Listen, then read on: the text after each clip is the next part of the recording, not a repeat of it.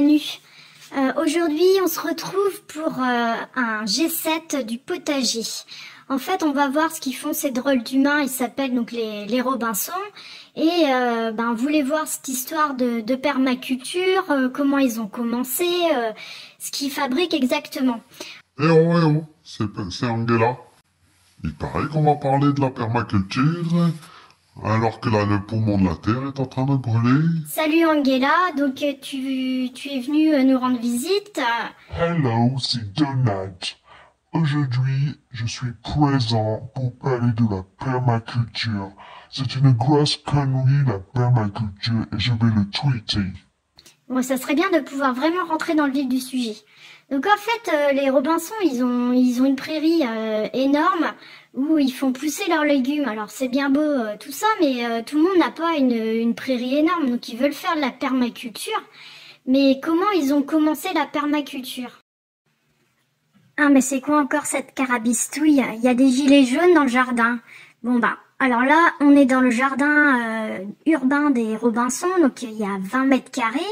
Et regardez-moi tout ce fouillis. C'est une vraie friche. Vous voyez, ils ont laissé tout pousser, ça ressemble à rien. On se demande qu'est-ce qu'ils y font. Tiens, tu vois, le gilet jaune là, tu vois, il suffisait de traverser le jardin et puis t'as du travail. Tu trouves tout ce qu'il te faut dans ce jardin-là. Il y a des fleurs et tout. On peut tout manger. Bon, alors on revient à la permaculture. Les Robinson, ils disent ils font de la permaculture, mais regarde-moi ça, ils utilisent un tracteur tondeuse. Bon, c'est pour ramasser l'herbe, c'est pour pailler, mais c'est quoi ce cirque? Hello, utilisez un peu de pétrole, oh ça va, ça vient le pétrole, et puis de toute façon, il n'y a pas de réchauffement climatique, hein, c'est des conneries. Ah ouais, puis en plus ils ont mis une remorque et puis ils tractent des branchages. C'est pour faire quoi ça? C'est pour faire des buts de permaculture? Eh Manu, alors depuis quand t'es devenu écolo toi, hein? Écolo, oui, je suis écolo quoi. Qu'est-ce que tu veux que je te dise? Moi je me préoccupe de la nature et tout. Hein. Enfin bon, bref, on va pas parler de moi, hein, mais on va parler des Robinson. Eux, ils sont pas mal dans leur genre un peu bobo écolo avec leurs trucs et tout et leur jardin. Regarde-le, c'est vraiment une verrue dans le lotissement quoi. Alors, ce que tu peux voir là, c'est que ils ont tout laissé comme à l'abandon. Il y a des trous dans les feuilles des légumes. Moi, je pense qu'ils n'utilisent pas de poudre à perlimpinpin hein, pour leur jardin en permaculture. Bon, moi, ce que j'aimerais bien voir un petit peu, c'est comment ils ont commencé, parce que j'imagine quand ils sont arrivés, il y avait pas grand-chose quoi. Il y avait rien. Hein. C'est une maison neuve. J'ai pas l'impression que la terre soit de très bonne qualité. Hein. Moi, je crois que c'était de la terre super argileuse. Salut, c'est Vladimir. Je sais bien que je suis exclue du G7 du potager, mais bon, moi j'aimerais bien, j'ai mon mot à dire aussi. Moi, il y a ma forêt qui brûle. Je peux pas dire quelque chose, je peux pas dire un petit mot là sur ces histoires de Robinson. Hello, nous on s'en fout d'une manière, on bouffe toutes les tomates. Et puis en plus, ce qui est bien avec ces tomates, c'est que c'est des tomates russes. Et puis les Russes, elles sont encore meilleures. Non mais les mecs, si tout le monde s'y met, on n'arrivera jamais au bout de cette vidéo quoi. Les gens ils ont déjà zappé quoi, ils sont déjà partis. Bon j'y reviens, vous me laissez parler, je vais expliquer comment ça a commencé. Donc on va déjà voir comment c'était le terrain au départ. Au départ, les Robinson, ils avaient juste mis quelques planches, mais en fait, ils cultivaient par terre. Et puis, avec leur terre argileuse, ça donnait pas grand-chose. Ils avaient beau amender le sol, ça donnait rien. Alors, ils ont eu vite fait l'idée de faire des bacs en hauteur, parce que c'était impossible de mettre un coup de pelle par terre, quoi. C'était l'enfer. Alors, là, je crois que l'humaine, elle a fait un petit dessin. Cette humaine, elle est pas très douée, tu vois, elle a pas bien cadré son image. Bon, après, ça sera peut-être un peu mieux, on y verra plus clair. Bon, alors, qu'est-ce qu'elle nous fait? Donc là, elle nous fait des petits traits, tout ça. Ah ouais, d'accord, ouais. Je vois bien ce que ça peut être. Ah ouais, c'est contre les souris, en fait, parce que les souris et les rats, il faut toujours qu'il y ait une entrée et une sortie. Donc, elle a mis du grillage en dessous, déjà, pour commencer. Et puis après, c'est quoi ces trucs-là? Ah, c'est des bûches. Mais je crois que j'avais bien entendu parler qu'en fait, elle a pas d'arbre dans son jardin.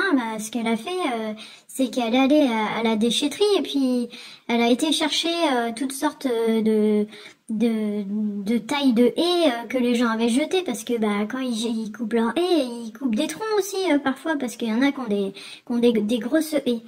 Puis ça, alors sur les côtés, c'est quoi? Ah ouais, c'est de la bâche, c'est pour isoler un petit peu, parce que c'est des planches de récup, et avec les planches de récup, elles étaient traitées.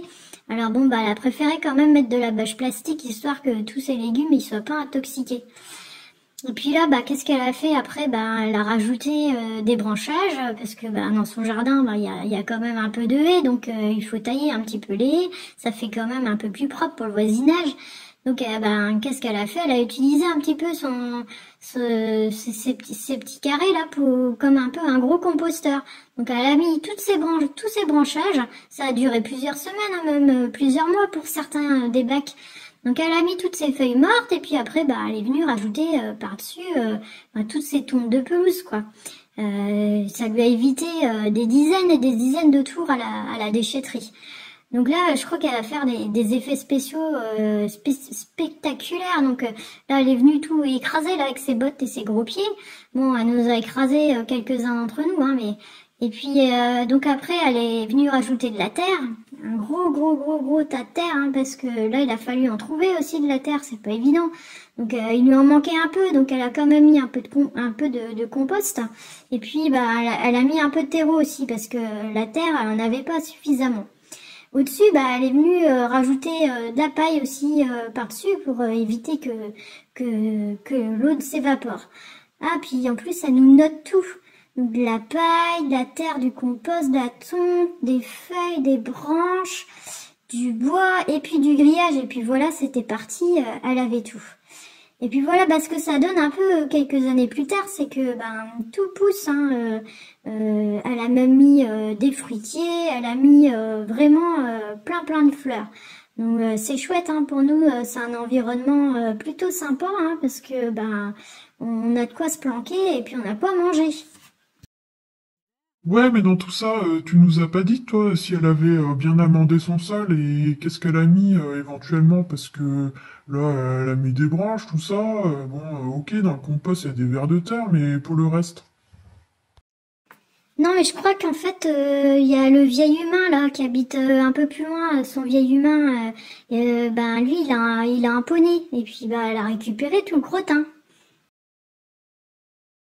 Ouais, mais avec la permaculture, est-ce que tu as des choses à manger? Parce que nous, on aime manger.